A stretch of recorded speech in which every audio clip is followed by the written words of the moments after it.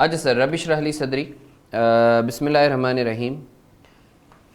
अच्छा सर, एक जब आप इन्वेंट्री को वैल्यू कर रहे होते हो या कोई भी आइटम आप ख़रीद रहे होते हो तो दो, स्पेशली जब आप आइटम्स को इंपोर्ट कर रहे होते हो, बी इट एनी एसेट, अभी हम इन्वेंट्री के पर्सपेक्टिव से देखते हैं तो दो चार्जेस होते हैं जो जो है थोड़े से टेक्निकल जार्गन्स हैं, हम इनको समझते हैं और उनका ट्रीटमेंट देखते हैं।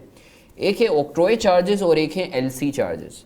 सर, ये चार्जेस होते क्या हैं और क्या इन्हें एसेट की या इन्वेंट्री की कॉस्ट का हिस्सा बनाएंगे या नहीं बनाएंगे? तो पहले समझ लेते हैं ऑक्ट्रॉय चार्जेस। सर, ये एक्चुअली अगर गवर्नमेंट किसी चीज़ की कंजम्पशन को या इंपोर्ट को डिस्करेज करना चाहती है तो गवर्नमेंट क्या करती है, वो एक्स्ट्रा लेवीज़ लगा देती है। फॉर एग्ज़ाम्पल, इंपोर्टेड व्हीकल्स पर आपको पता है कि जैसे पाकिस्तान में जो इंपोर्टेड व्हीकल्स महंगी मिलती हैं तो शायद उन पे 300 या 350% ड्यूटी है एक्स्ट्रा, वरना वो इतनी महंगी नहीं होती। जैसे मैं आज से मैं 2016 या 15 में जब मैं दुबई में था तो जो है मेरा एक दोस्त था, उसने जो है वो क्या कहते हैं अकॉर्ड ली हुई थी, होंडा अकॉर्ड। तो जब मैंने उससे पूछा तो इसने बोला पाकिस्तानी टर्म्स में ये 18 लाख की है यहाँ, जबकि उस वक्त शायद जो है वो पाकिस्तान में 80 या 90 लाख की मिलती थी।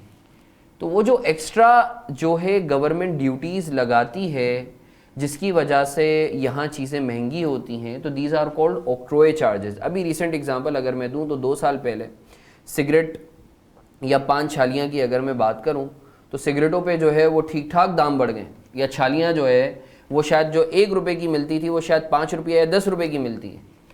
एक्चुअली वो महंगी इस वजह से हो गई है because government has imposed octroi charges, additional levies to discourage the import of these items.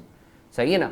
अच्छा सर, ऑक्ट्रॉय चार्जेस का हम क्या बिजनेस के पर्सपेक्टिव से क्या ट्रीटमेंट करेंगे? सर, ऑक्ट्रॉय चार्जेस जो हैं these are the incidental charges.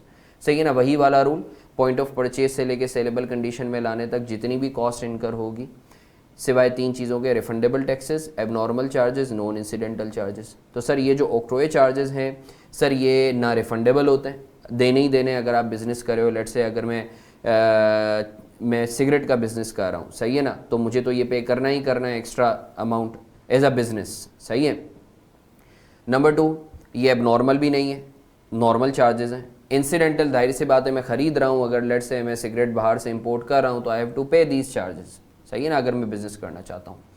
तो आई होप आपको ऑक्ट्रॉय चार्जेस का कॉन्सेप्ट क्लियर है। दूसरी चीज़ है LC charges, letter of credit charges.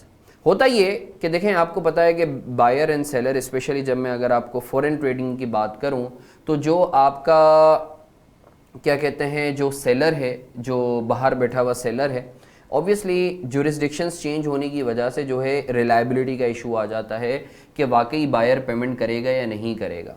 तो the seller wants some security और some assurance from an independent party और from a credit worthy party. तो जैसे पाकिस्तान में जो है या नॉर्मली पूरी दुनिया में banks are considered as strong financial institutions, जो अगर फॉर एग्जांपल कोई बंदा डिफ़ॉल्ट करे तो वो उसके बिहाफ पे अगर गारंटी देते हैं तो उसको ऑनर भी करते हैं। तो होता ये है कि अगर let's say being an importer मुझे बाहर से कोई माल मंगवाना है तो सेलर नीड्स अ गारंटी, तो बैंक्स जो हैं वो हमारे बिहाफ पे गारंटी देते हैं, इंपोर्टर के बिहाफ पे गारंटी देते हैं। अब obviously banks are here to do the business, तो बैंक जब गारंटी दे रहे हैं, सही है ना, एक्सपोर्टर को on behalf of us being an importer, so they need some sort of premium और चार्जेस। तो वो जो चार्जेस होते हैं these are called LC charges, जो कि इंपोर्टर बैंक को पे करता है।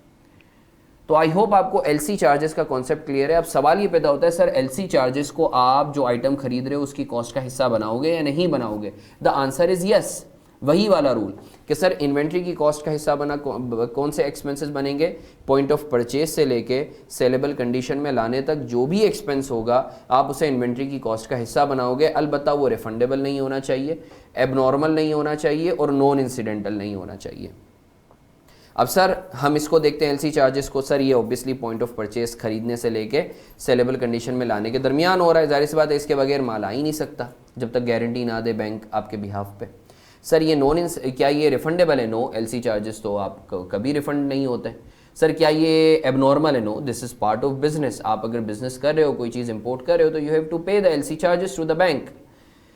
इसी तरीके से सर क्या ये नॉन इंसिडेंटल है? नो, आप माल खरीद रहे हो तभी आपको गारंटी लेने की ज़रूरत पड़ेगी, अदरवाइज आपको गारंटी लेने की ज़रूरत नहीं पड़ती। तो एलसी चार्जेस को भी आप जो है इन्वेंट्री की या अगर किसी और एसेट के लिए है तो आप उसकी कॉस्ट का हिस्सा बनाते हो। तो आई होप आपको ऑक्ट्रोए चार्जेस और एलसी चार्जेस के हवाले से और उनका ट्रीटमेंट क्या होगा आप लोगों को क्लैरिटी है।